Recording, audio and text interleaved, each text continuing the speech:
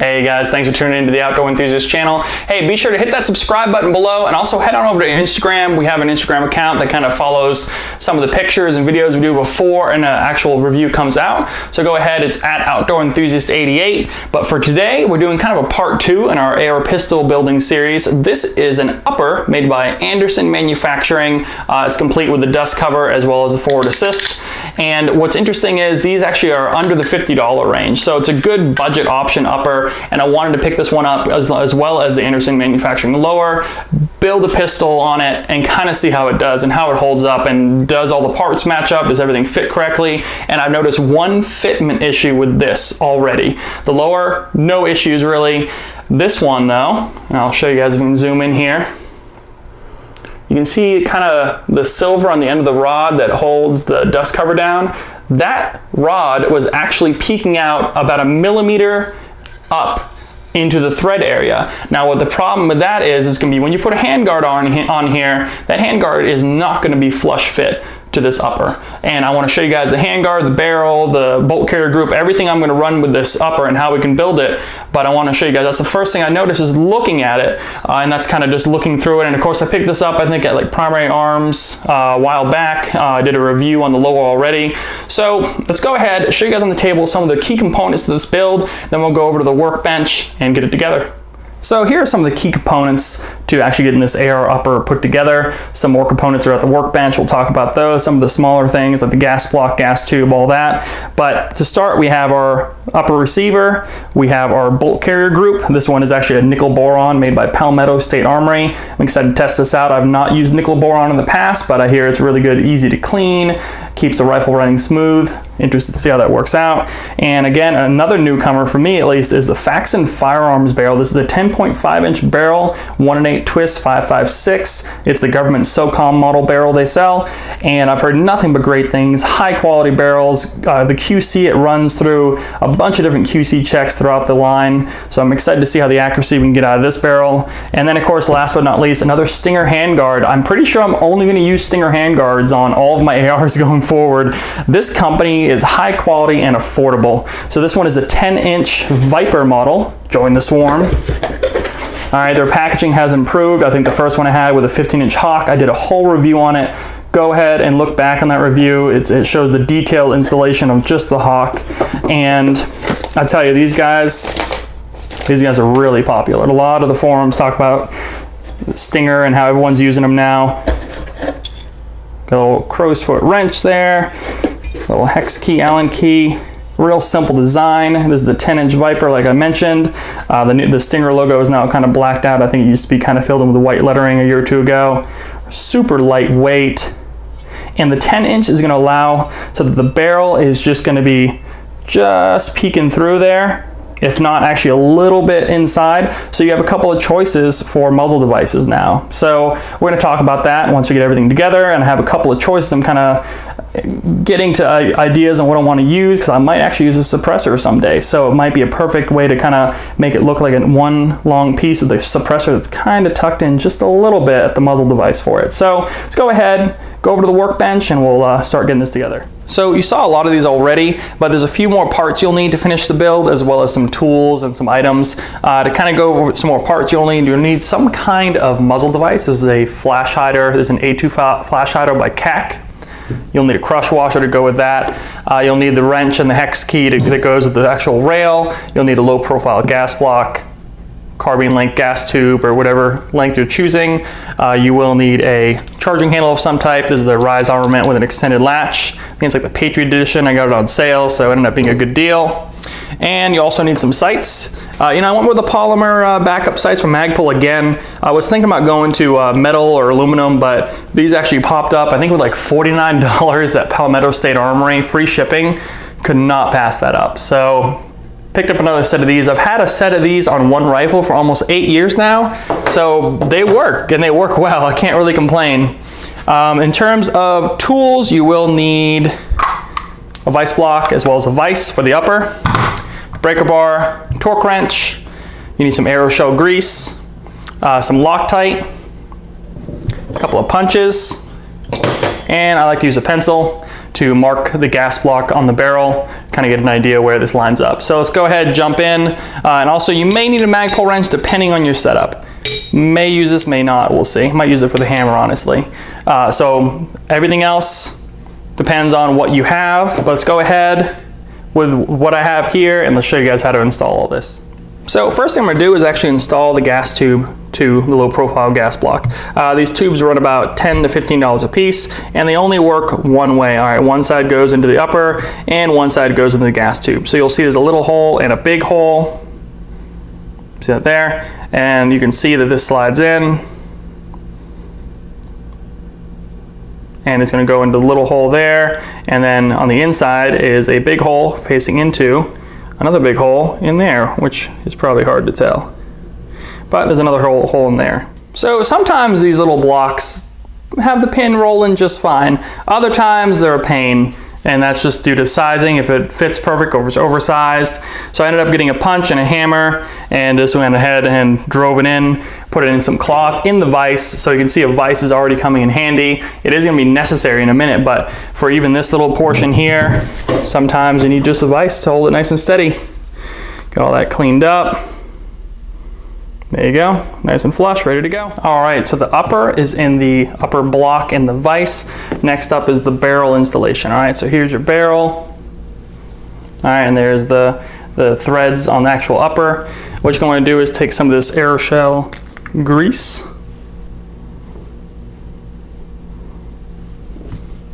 You want to put it on the barrel here.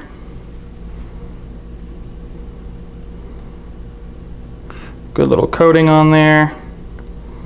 Help it from seizing up in there over time if you ever do have to replace your barrel. And then take a good amount of this aeroshell and put it on your threads directly. And this stuff you can buy on eBay, pretty cheap. And like I said, it seems to work pretty good. All right, so take your barrel, slide it in there, good fit. All right, and now you have your barrel nut. So the barrel nut, this is the one that comes with the actual handguard. Nice, easy design. Bring it over. Line it up nice. All right, so now you're ready to get your torque wrench out. They say 30 foot-pounds is a good setting for it.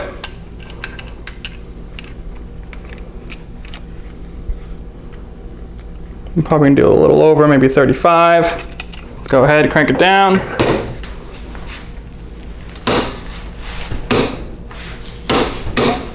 There you go. All right, I think we're good, guys. So the hard part's over, guys. What you want to do now is, depending on your gas block, this one actually has set screws in it. And what you want to do is kind of take this apart, take these screws out, get some Loctite on there. Did not come with a hex wrench. So these ones actually thread. You can kind of see them on the inside. They go through. You can stop when they're flush. What you're gonna do now is take your pencil. All right, what I do is actually I mark the middle of this just to have a marking on it, get an idea, a little bit of graphite. Then I also mark, more importantly, the middle of where the actual gas port hole is to help line this up. All right, and now I'm just going to slide this on. It's probably going to be a little tough to get on there. So I use the pencil mark. You can see it right there. This lined up perfectly straight. Looks good. Pretty happy with it. So now that your gas block's in place, you're gonna wanna go ahead and tighten those set screws down with the proper wrench, depending on what your style is for the actual block itself. So next up is gonna get this rail on here.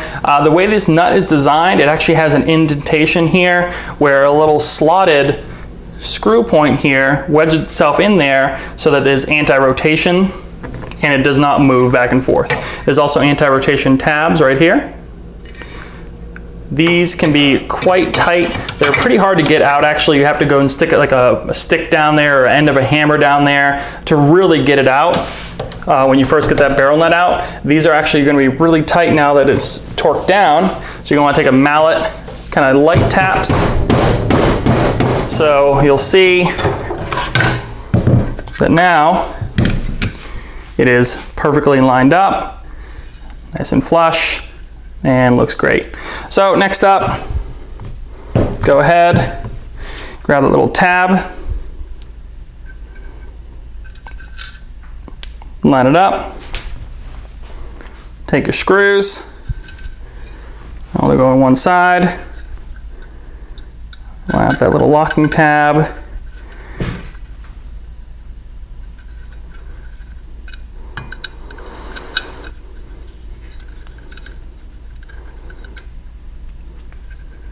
and there you go, guys. So that's that part. So now what you can do is you can pick a muzzle device. All right, so muzzle device wise, the two I have are a crush washer and an A2 flash hider. And what that's gonna kind of look like this, except timed correctly. Looks pretty neat. Clears the end of the handguard just fine.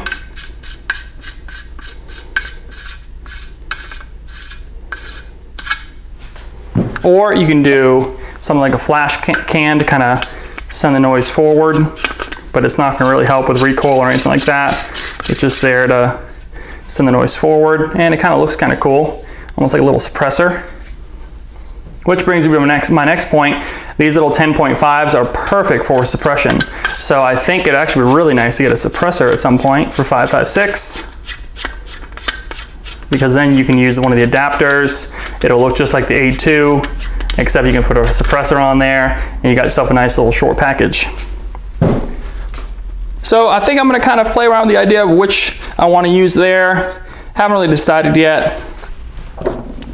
The other thing you can do is you can go and throw these sights on. All you do is unscrew them, and they go and run, and you slide them onto the rail, just like so. Put them on there. Same with the rear one, slide it all the way through, screw it down,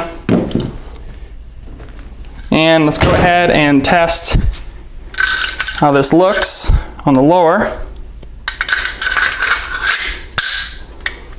There we go. So this is the lower I built in the last review. All right, pop these pins. Moment of truth. Ah, perfect lockup, look at that. No gaps whatsoever. And these are both Anderson.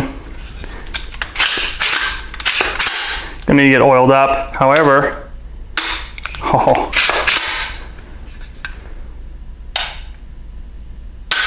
that is nice.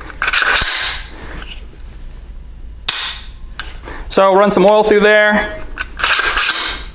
Get it all cleaned up. Look at that, that's a nice little package. You know what, I'm gonna actually start with the KAK flash can. Just kind of curious to see how it runs.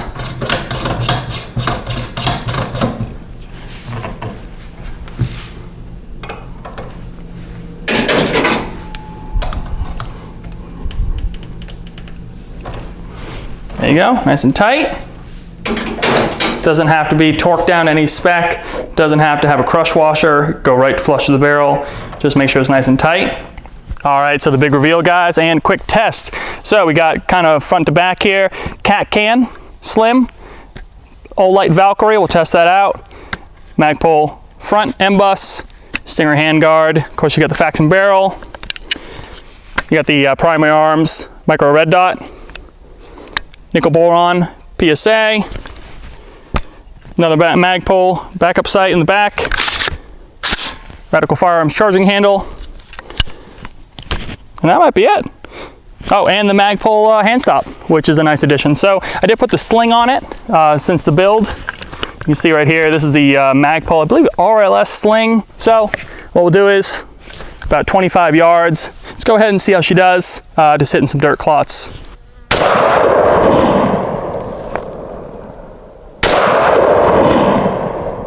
All right, watch that muzzle climb with the KAK can. I'm a little worried that it's a little more of a flash than I want. Might talk about doing some muzzle device work down the road.